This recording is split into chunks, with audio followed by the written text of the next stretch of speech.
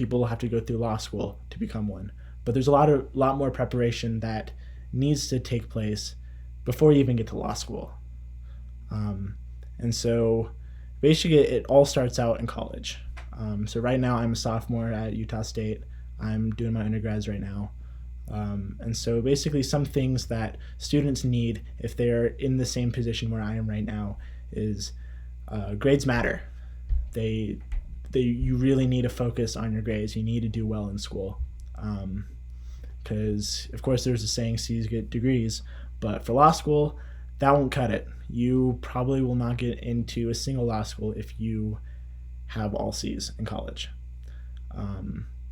So after communicating with all of the interviewed lawyers that I had the privilege to speak with, they said that an average GPA that you need to get into your average law school. I'm not talking like the Ivy Leagues. I'm not talking about Stanford Law, Yale Law, Harvard Law. I'm talking your probably not the greatest law school. You need about a 3.6 GPA, which is pretty high. It is pretty hard to get. But if you want to get into those top 10, top 20 law schools, you need at least a 3.8, 3.9, or even a 4.0 GPA. Because the environment in law school is highly competitive, which I will talk about extensively in this presentation. But it is essential to have a high GPA. But if you want to just scrape the bottom of the barrel and barely get into law school, even if for the crappiest law schools, you could possibly get in with 3.0, but that's like that you need a lot more. You need a really high LSAT score too for that to happen. So speaking of the LSAT, this is another test or exam that you need to take in order to get into law school. And so the LSAT stands for the Law School Admissions Test. And the score the score ranges from a 120 to a 180. And the average score, as I searched up on Google for this, the average score to get into a law school, that's not every law school, but again, for your average Joe law school, is about a 152, which is not a good score.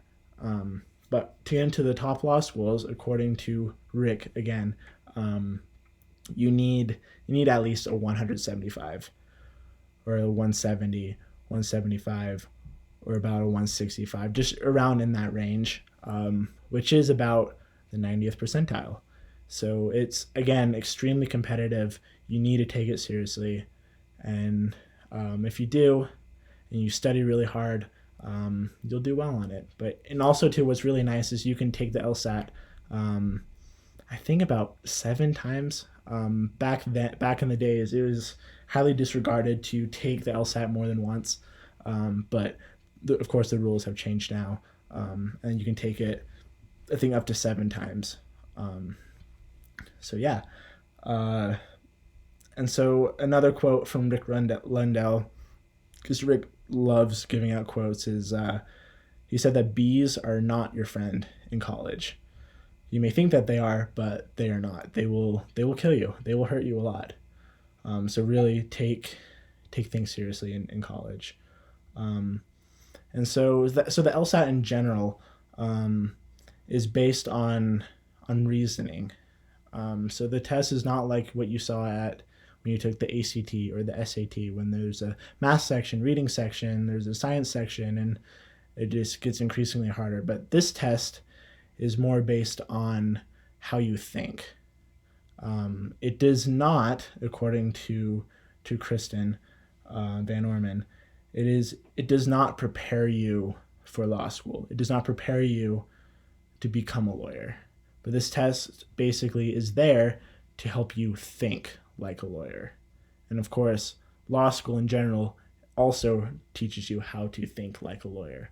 But this test basically is just there to open up your mind, make you think a little more critically, because that is probably one of the biggest necessities that is in the legal field. And so the next question is, well, how should I study for the LSAT?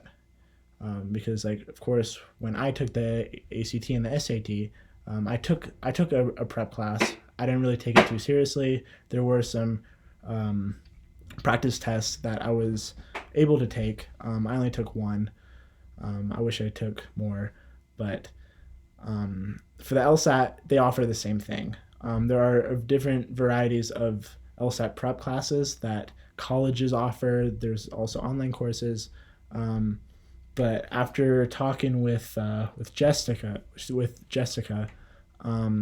she recommended to take the Kaplan prep class. If you just search that up online, you'll be able to find it. I believe that there is a fee, but I'm not 100% sure on that.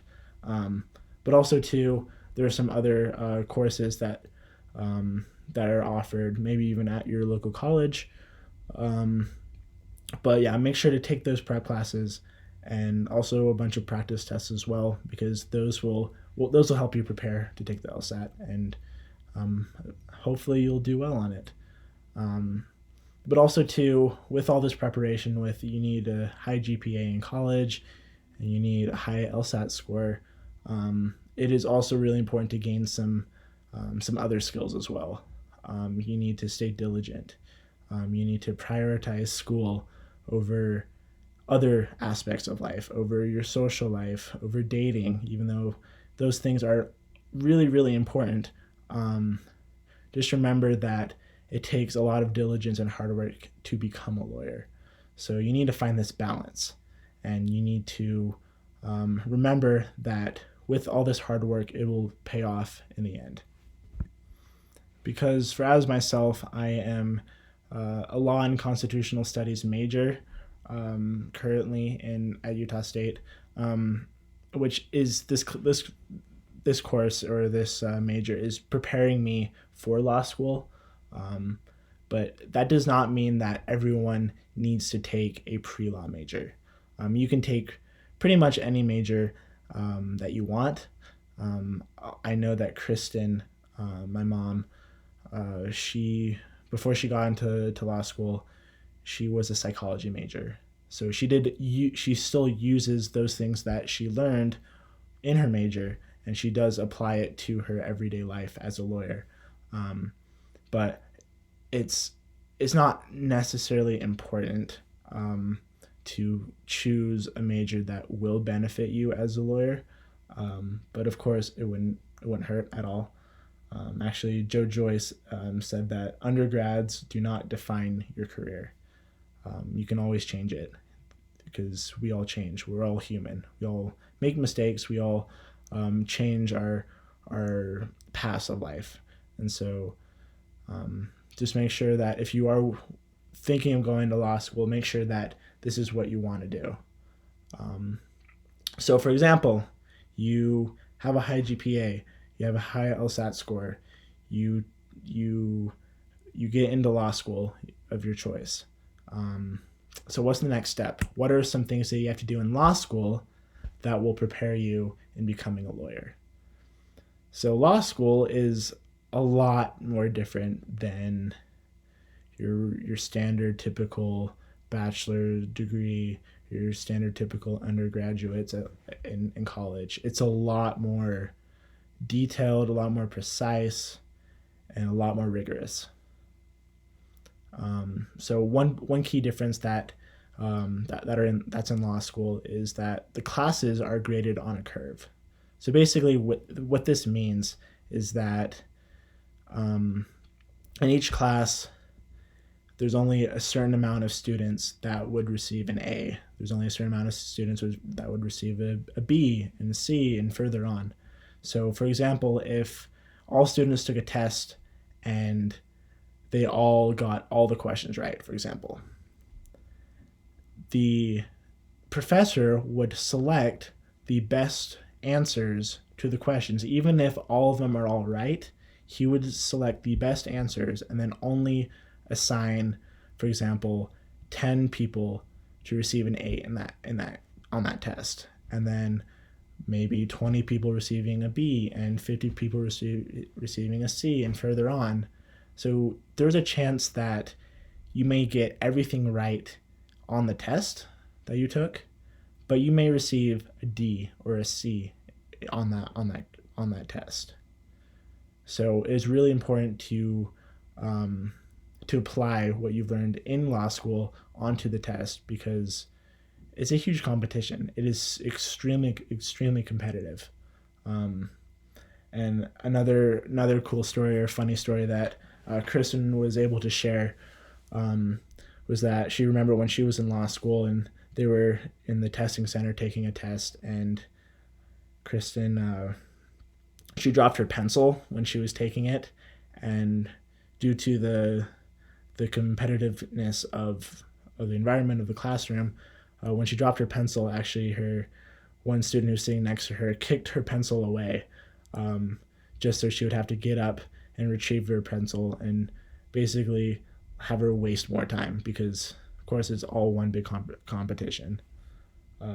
So yeah, make sure that you're up for this competition, and just remember that it's you may not do well in law school, even if you get everything right. And so another big thing that's in law school, or that it's different in the classes, or that there's really only one or two exams per class per semester.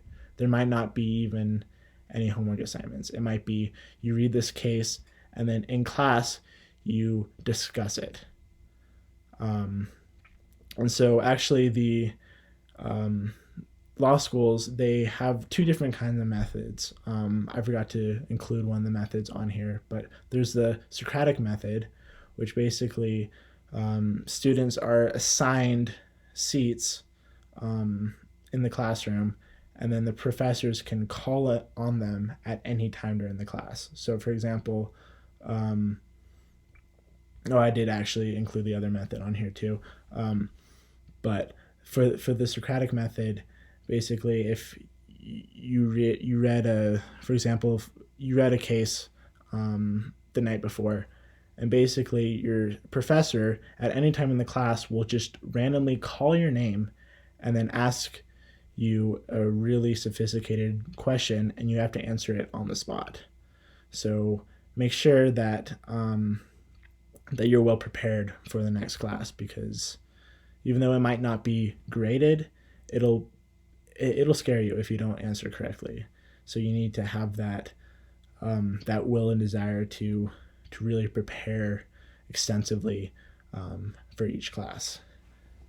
And so in law school, not only that there are different teaching styles and learning styles in it, because most of the classes that you're taking are geared towards the law, understanding the law, applying the law, reading about the law, just all different types of law. It's a lot different than just you receive a good grade, but you need to apply what you've learned into your daily life. Because all the attorneys, when I ask them the question is like, what are some traits or characteristics that you need in order to succeed in law school? And they all said that you do not have to be book smart. You don't need to know all of the answers to the questions, but you need to be application smart. You need to be able to apply what you've learned into the case itself, or into the law. You need to apply the law to every single case individually and explain why.